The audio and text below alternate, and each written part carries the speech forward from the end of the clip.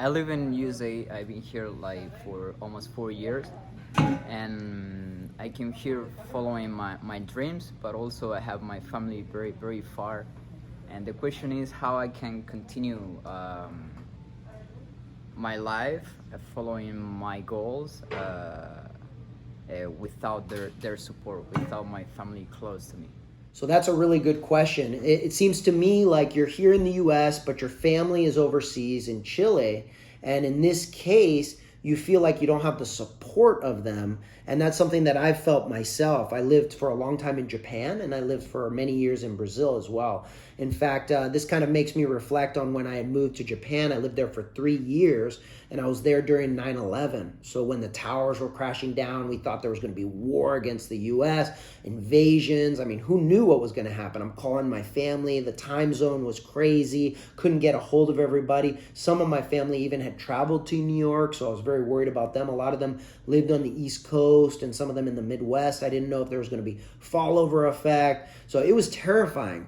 At the same time, I didn't feel the support from them, right? So I was in my 20s, and I wanted to be near my mom. I wanted to be near my dad. I wanted to see if my grandmother was okay. And it was a difficult time for me. So I can imagine for you feeling that you don't have the support. Maybe you're working, maybe you're studying, you're doing stuff overseas, and you feel like you just don't have the support of your family. So let me tell you about what I did to help turn that around for me. So what I did was I got much more clear on my goals. I sat down and wrote down my goals for while I was in Japan, how long I wanted to stay, what I wanted to accomplish, and what I was going to bring back for my family. So that helped me a lot because when I was looking at it, it made me feel closer to them even though they were far away. I knew that when I came back, I was going to open a martial arts school. I was going to have kids there. I was going to have adults there. I knew my grandmother was going to be real proud of me. I knew my dad was going to be real proud of me. I knew my little brother was going to come and train there one day. So all of these things made me feel a lot more comfortable while I was overseas. Even while I was fighting in mixed martial arts there in the amateur circuit. And I remember one time I was really scared. I was really nervous for a fight. And I remember thinking about my grandmother, and I was like, what would she think looking at me right now with these little black gloves and this little like white kind of spandex outfit I had on my shorts when you go out there to fight, and this Japanese writing on the shorts, and then my big cloak that I was wearing over my head as I walked out to the crazy music, never scared. And I just thought, you know what? She would have her cigarette in hand and a little vodka, and she would just start saying to me, "What are you doing, Shayna? You look terrible." And I was thinking to myself, she used to call me Shayna, which means beautiful in Yiddish. And I was thinking to myself, this is the craziest scene that's humanly possible. I'm walking out, this music's going on. I look to my left and I'm thinking to myself, I think I see my grandmother. She's not there, by the way, I'm not crazy. But I just started laughing. And I remember the laughter made me so calm for the fight.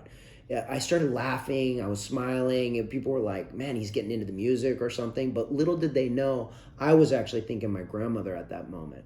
And she actually gave me a huge power. She gave me a huge comfort, and she was supporting me at that moment. So when I got in the fight, I won the fight, which was pretty awesome. And unfortunately, while I was in Japan, she actually passed.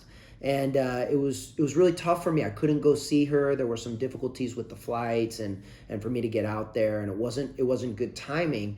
However, I knew that she was proud of me. We talked, we FaceTimed, we saw each other on the phone, and I remember thinking to her, I'll never forget when she was laughing at me getting into that fight, the fight that I won, and she really helped me calm me in that fight.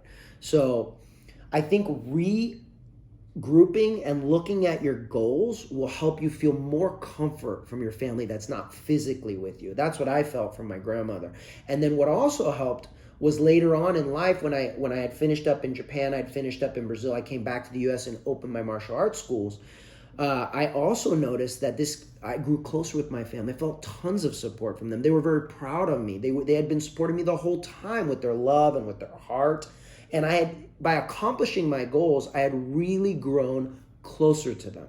I had brought support for them, and they had brought support for me. And to this day, in the summers, my little brother comes out, trains in my Brazilian Jiu-Jitsu schools.